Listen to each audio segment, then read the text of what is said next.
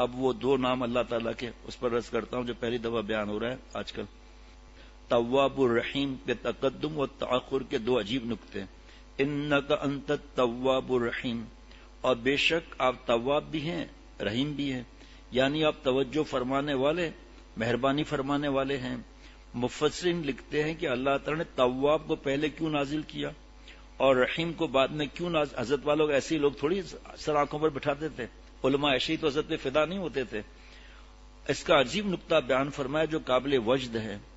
دوستو سن لو پھر نہ کہنا میں خبر نہیں ہوئی.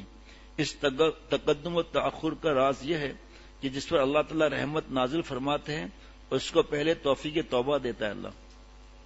ماشاء اللہ.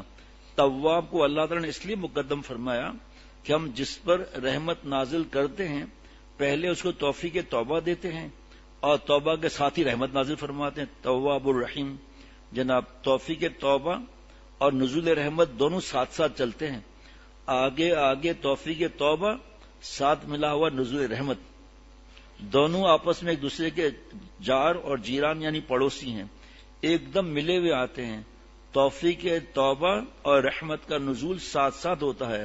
جس نے اللہ سے معافی مانگ لی وہ سایہ رحمت میں آ گیا، ایک سیکنڈ کی دیر نہیں ہوتی. توفیق توبہ شروع ہوئی، بندے نے استغفر اللہ کہا اور نزول رحمت ساتھ ساتھ شروع ہو گیا.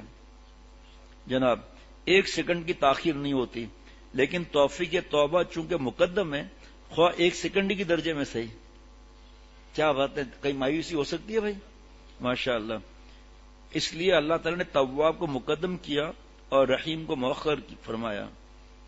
کیا بات ہے، تواب الرحیم. سبحان اللہ. تواب الرحیم. اللہ سبحان اللہ.